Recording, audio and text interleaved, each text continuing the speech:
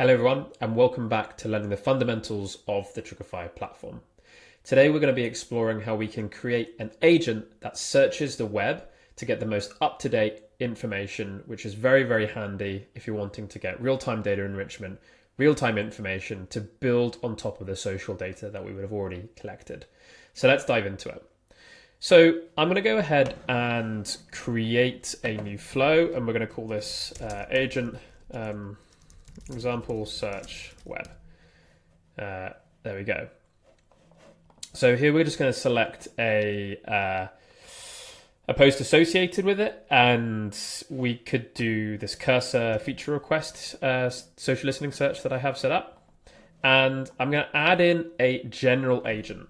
So the general agent comes equipped with the ability to search the web.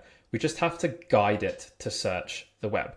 So what do I mean by that? Well, let's start by selecting a model. So I'm going to use Claude 4.5 Sonnet.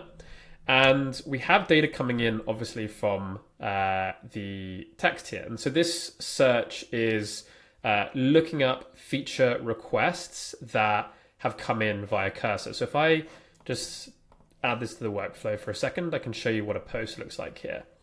So does cursor have a live share feature like VS Code? Okay, this is the first tweet that comes in, and it's asking about a particular feature.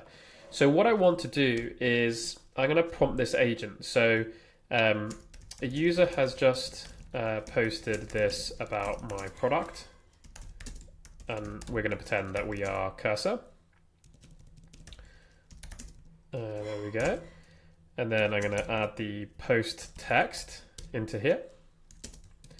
Search the web to see if my competitors, like VS Code or Windsurf, have the feature that they are talking about.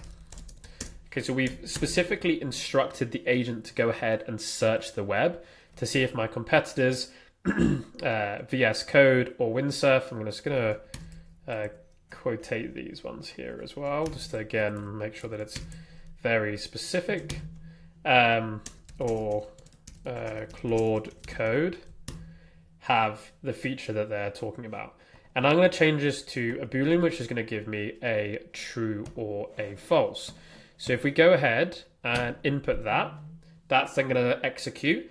And what will happen is the agent will automatically go ahead and search the web. So anytime that you add into the prompt for it to search the web to get the information that you require, it's going to go ahead and use the tool that it has access to already without you having to do any of that technical work pre-programming it. We do all of that for you. It's as simple as just saying to the agent, go ahead and search the web to get this information for me. So once this finishes running, we're going to go ahead and see the output that this agent is going to give us, and it should give us a true or false based on what it's found. And you'll notice that it takes a little bit longer when it's searching the web because obviously it's going to be going through different pages as a result.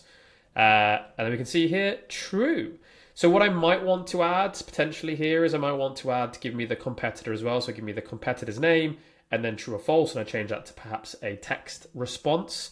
But this is really cool because then what I could do from here is I could go ahead and save this information into a database where I could have the competitor name and then the feature request and then whatever it is, right? And so we can then start to build a really interesting data set as a result.